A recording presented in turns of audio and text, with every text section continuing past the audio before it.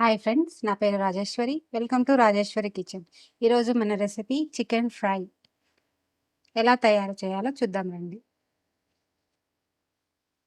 Kilo chicken అండి. 1 tea spoon ఉప్పు, 1 tea spoon కారం, పసుపు కొద్దిగా, 1/2 టేబుల్ స్పూన్ అంత ఆయిల్ అండి.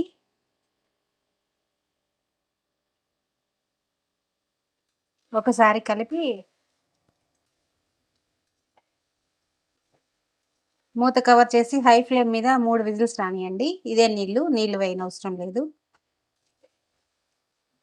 కుక్కర్లో 3 విజిల్స్ తర్వాత అండి ఇలాంటి ఒక పాన్లో వేసుకొని ఈ నీరంతా వినికేలాగా హై ఫ్లేమ్ మీద ఉడికించుకోండి. జాగ్రత్తగా కలుపుకోండి, ముక్క చెదురుతుంది.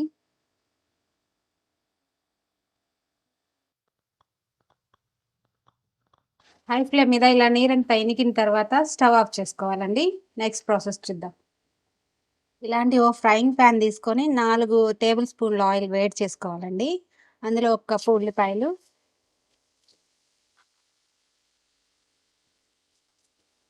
ఈ బాగా కలర్ వచ్చేంత వరకు ఫ్రై చేసుకోవాలి. మీడియం ఫ్లేమ్ మీద.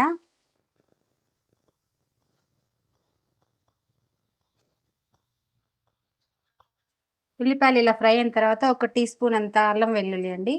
ఇది పచ్చివాసన పోయేంత వరకు ఫ్రై చేసుకోవాలి. సిమ్లో ఫ్రై చేసుకోండి. కొత్తిమీర, పుదీనా పేస్ట్ అండి 1 టీ స్పూను.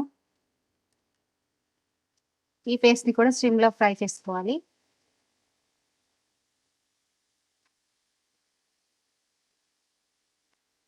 ఇలా ఫ్రై అయిన తర్వాత 3 టమాటా ప్యూరీ అండి, 1/2 కప్పు పచ్చి కొబ్బరి పేస్ట్ అండి,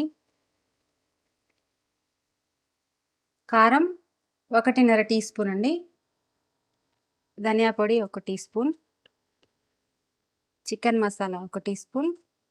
చికెన్లో ఆల్రెడీ ఉప్పు వేసాం కాబట్టి ఇది 3/4 టీ స్పూన్ అండి ఉప్పు, కొంచెం పసుపు,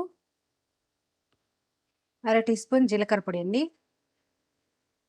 ఇవన్నీ వేసి ఒకసారి కలిపి సిమ్లో ఫ్రై చేసుకోవాలండి. ఇది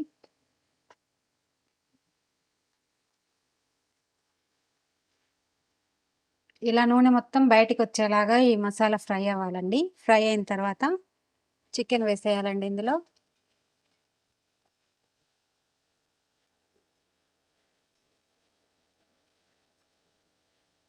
ఇలాంటి చెలాకుతో అండి మొత్తం మసాలా చికెన్కి పట్టేలాగా కలుపుకోవాలి.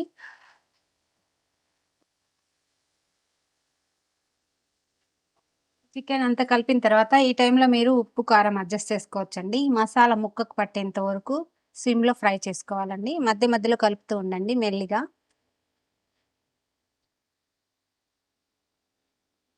ఇలా ఫ్రై అయిన తర్వాత అండి స్టవ్ ఆఫ్ చేసుకోవాలి. ఇంతే అండి, చికెన్ ఫ్రై రెడీ. ఈ వీడియో మీకు నచ్చినట్టయితే లైక్, షేర్, సబ్స్క్రైబ్ చేయండి. Thank you for watching.